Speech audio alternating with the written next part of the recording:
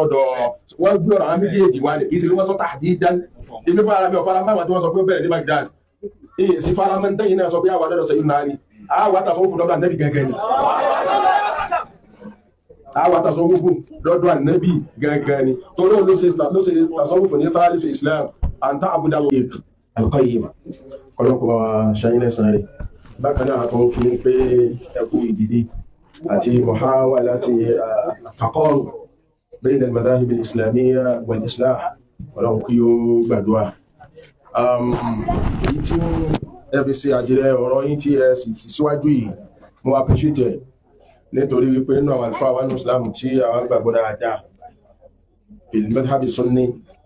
nínú àwọn tí àwọn tẹ̀lé manhaj wọn nínú ni Sheikh Yusuf al-Qaradawi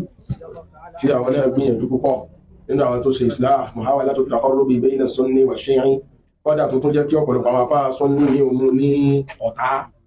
so wọn náà ni Sheikh al-Qaradawi wà so irú ẹ̀yìn náà fún muhawala tẹ̀sí yí kọ́dà rí nínú àwọn afá Shia tó tún mẹ́yìn náà ní ọ̀tá so ẹnìkan ní dídí kún fẹ́ ṣe islah illa kó pàdé ń bẹ̀ wilat wa mu'anat ọlọ́run kó bá wa sàdékun dáadáa so èmi gẹ́gẹ́ bí ọmọ kéwú èmi ò lè máa ṣe tàhálí kò lè lọ́rọ̀ tẹ́yìn àfá bá sọ àwọn òṣìṣàdù àtàwọn kọ́ sọ̀rọ̀ àfá ni wọ́n ẹ̀yìn náà àfá but látara pé mo gbọ́ tẹnìkí ni mo gbọ́ tẹnì kejì ó yẹ kí n lè ṣe muhawala at-taqarrub gẹ́gẹ́ bí tí ẹ ṣe tọ́rọ̀ rẹ̀ náà bayna al-ustadhayn al-jalilayn àkọ́kọ́ ni pé láti sọ pé Ustadh Qasim sọ pé ṣé Sufi bẹ̀rẹ̀ ní Iraq wọn sọ bẹ́ẹ̀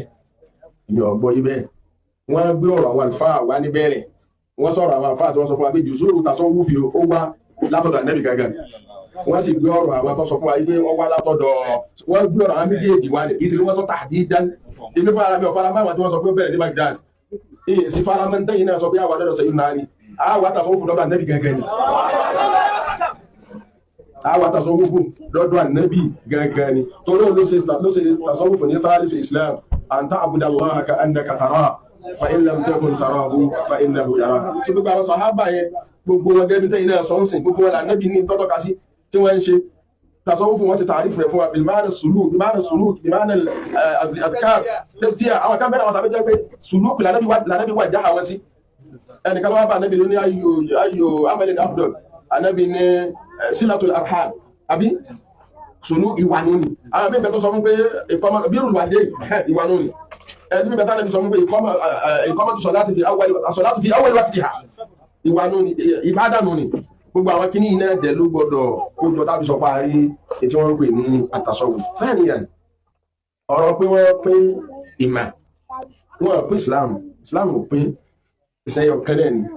but gbogbo wa lámà pé tí máa ń jẹ́ mẹ́ ó gbọdọ̀ ní branches Islam yìí kìí ṣe kẹ́kẹ́ jùmọ́ lọ mo wá dúpẹ́ pé bẹ́ẹ̀ bóyá wújáàtù nazar tí mo gbọdọ̀ sí ti rọmọ ẹ̀ wà ahtarimukum jiddan so ìgbàtẹ́yìn náà ń sọ̀rọ̀ ẹ̀ ń padà ń tọ́ka pé àwọn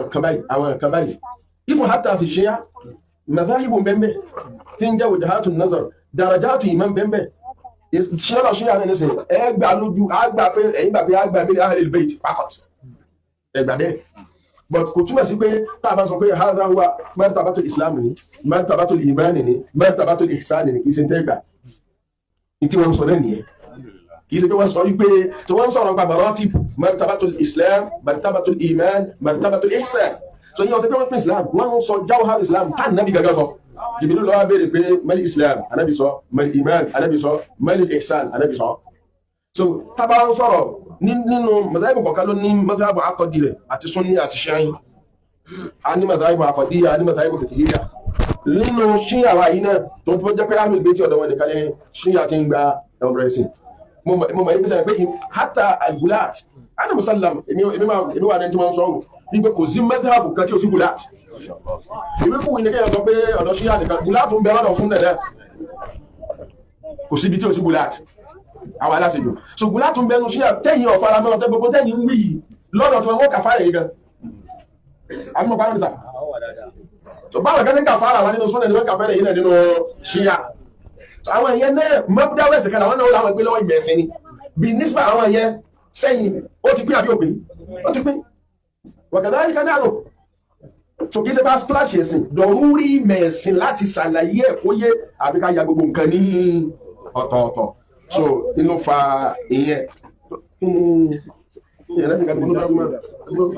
wọ́n gbàgbé kíní kan ní subhanaka Allahumma wa bihamdika bàbá àwọn máa yọ ọ́ lẹ́yìn àdúgbò. اللهم ربنا ظلمنا انفسنا وان لم تغفر لنا وترحمنا لنكونن من الخاسرين ربنا هب لنا من ازواجنا وذرياتنا قرة اعين واجعلنا للمتقين اماما ربنا اتنا في الدنيا حسنة وفي الاخرة حسنة وقنا عذاب النار سبحان ربك